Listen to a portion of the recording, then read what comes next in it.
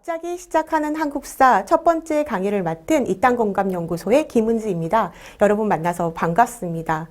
제가 오늘 가지고 온 주제는요, 바로 개화기입니다. 선사시대도 있고 삼국시대도 있고 심지어 일제강점기도 있는데 왜 개화기냐고 궁금해하시는 분들도 있을 텐데요. 제가 생각했을 때 이 시기가 가장 역동적이고 또 매력적인 시대가 아닐까 해서 이 주제를 가져왔습니다. 이 개화기를 주제로 이야기할 때도 다양한 방법이 있을 텐데요. 저는 여러분과 한 풍속화가의 발자취를 따라가 보려고 합니다. 바로 기산 김중근입니다. 풍속화라고 생각하면 여러분이 떠올릴 인물 두 명이 있을 것 같아요. 단원 김홍도 그리고 해원 신윤복이 있을 텐데요. 이 두 사람은 도화서의 화원으로 풍속화를 그렸던 화가입니다. 그런데 시대 차이가 조금 있죠. 100여 년 정도의 차이가 있습니다. 기산 김중구, 나 처음 들어봤는데 하시는 분들을 위해서 제가 자료를 조금 가져왔습니다. 이분은 1895년 개인전을 어디에서? 독일 함부르크 민족학 박물관에서 열었던 분이에요. 그리고 현재 17개 국가에서 1,500여 점의 일본의 그림을 가지고 있는 분입니다. 이렇게 많은 소장품을 가지고 있기 때문에 한국에서는 청계천 박물관에서 2005년 그리고 2008년에는 캐나다의 왕립 온타리오 박물관에서 그리고 2017년도에는 함부르크 민족학 박물관에서 변화와 고요의 나라 한국이라는 주제로 기산 김중근의 그림이 선보였었습니다. 그러면 이분의 그림 궁금하시죠? 바로 이러한 우리의 풍속을 보여줄 수 있는 그림을 그렸던 분입니다. 그런데 이 기산 김중근 여러분도 처음 들어봤을 거라고 생각을 하는데요. 이분에 대해서 국내에서 알려진 바가 거의 없습니다. 어디서 태어났는지 그리고 언제 태어났는지 심지어 언제 죽었는지조차 알 수가 없어요. 그런데 우리는 이분을 그러면 어떻게 발자취를 따라갈 수 있을까? 자, 이곳에는 세계 지도를 제가 지금 보여드리고 있는데요.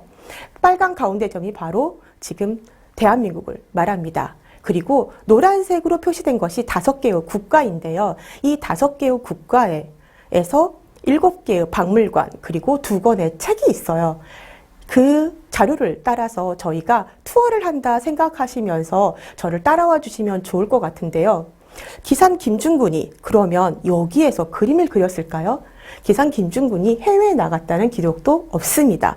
그렇다면 그들은 우리나라에 찾아온 외국인들이 기산 김중근의 그림을 사서 자기의 나라로 가져갔겠죠. 자, 그러면 이 외국인들이 어떻게 올 수 있었을까요? 바로 개항이 시작되었기 때문입니다. 이 개항은 일본에 의해서 우리가 강화도 조약에 의해서 처음 이제 문을 열게 되는데요. 1875년으로 가보도록 하겠습니다. 1875년 운요호의 모습입니다. 이 운요호를 지금 보고 계신데요. 운요호는 강화도에 가까이 다가오고 있었어요. 작은 배를 내려서 물을 구하겠다는 명목으로 해안가로 다가오고 있는 걸 강화도에 있는 수비대가 발견합니다. 이 수비대에는 당연히 경고를 했고요. 이 경고를 듣지 않자 포격을 하게 됩니다. 하지만 사정거리가 사실 멀지 않아서 피해를 거의 주지 않게 되는데요. 이 포격을 시작으로 운요에서도 포격을 하게 됩니다. 초지진에 굉장히 많은 사상자를 내게 돼요. 운요는 거의 피해를 입지 않고 다시 일본으로 돌아가게 됩니다. 그 일이 있고 난 다음 해인 1876년 여러 대의 배가 강화도에 나타납니다. 지금 보시면 해안가에 지금 배들이 떠 있는 모습이 보이는데요. 무력 시위를 하는 모습입니다. 이러한 무력 시위를 통해서 이들이 원했던 것은 운요 사건에 대한 책임과 그리고 개항에 대한 요구를 들어달라는 거였죠. 1863년 고종이 등극하고 나서 10년은 흥선대원군의 치세가 있었습니다. 고종이 친정을 하기 시작한 지 3년이 지났어요. 근대화의 바람을 인식한 조선 조정에서는 개항에 대한 요구를 받아들이기로 결정합니다. 일본 대표와 한국 대표가 만나서 강화도에서 조약을 맺은 게 조일, 수호, 조규가 됩니다. 우리가 보통 강화도 조약이라고 이제 부르는 건데요. 잠시 다음 그림을 한번 비교해 보도록 하겠습니다. 22년 전이에요. 요코하마에서 버려진 요코하마 항에서 그 모습인데요. 아까 모습과 거의 비슷한 장면이 보입니다. 배 위에서 무력 시위를 하고 있는 배들이 보입니다. 이러한 배들은 미국의 배이고요. 이러한 미국의 군인들이 내려서 미일 화친 조약을 맺게 됩니다. 그리고 4년 뒤에는 미일 수호 통상 조약을 맺게 되는데요. 이 미일 수호 통상 조약에는 두 가지의 불평등한 조약이 있었어요. 관세에 대한 자주권을 확보하지 못하고 그리고 치외법권을 인정한 일본에서는 이 불평등 조약을 깨기 위해서 노력을 많이 했는데요. 22년 뒤에 이 독소 조항들을 그대로 강화도에 적용을 시킵니다. 그렇게 맺게 된 강화도의 조약 4항과 5항을 보면은요. 항구를 개항하라는 얘기가 있습니다. 이제부터 3개의 항구가 개항이 될 텐데요. 첫 번째, 부산에 외관이 있었죠. 그곳 초량이 바로 첫 번째 이제 개항지가 되는 건데요. 저 멀리 보이는 섬이 바로 영도입니다. 영도 다리로 유명한 그 영도. 개항 당시 이제 모습을 보고 계시고요. 이어서 개항을 한 곳은 바로 원산입니다.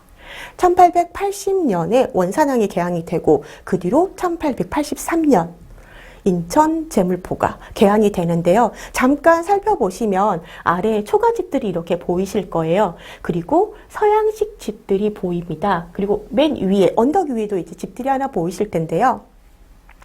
인천 제물포의 개항 당시의 모습은 아니고 조금 시간이 지난 모습입니다. 제물포는 일본인들이 거주하는 일본 조개지, 청나라 사람들이 이제 거주하게 되는 청국 조개지, 그리고 유럽의 여러 나라들이 모여서 이제 살게 되는 각국 조개지가 있었어요. 지금 모습은 각국 조개지의 모습입니다. 그리고 가장 언덕 위에 있는 저 집은 세창양행이라고 하는 독일의 무역 상사의 사택이라고 보시면 됩니다. 지금 저 위치에는요, 자유공원의 메가더 동상이 서 있습니다. 자, 그럼 다시 한번 복습해 볼까요? 가장 먼저 개항한 곳이 여기 부산이 됐고요. 80년에 원산, 83년에 인천, 제물포가 개항을 하게 됩니다. 이렇게 다른 나라의 사람들이 우리나라에 거주하고 또 무역을 이제 자유롭게 하게 되는데요. 이곳은 들어오는 새로운 문물이 들어온과 동시에 우리가 다른 나라의 문물을 배우기 위한 통로도 되기도 했었습니다. 어떤 사람들이 외국으로 나갔을까요? 먼저 조일 수호조교가 있었던 1876년 수신사가 일본으로 가게 됩니다. 그리고 81년에는 영성사가 천국으로 가게 되죠. 그리고 조미 수호통상 조약이 있었던 82년 한 해가 지난 1883년에는 보빙사가 미국으로 향하게 됩니다. 자, 우리 5개 나라 여행하기로 했었는데요. 제일 처음 찾아갈 곳은 바로 미국입니다.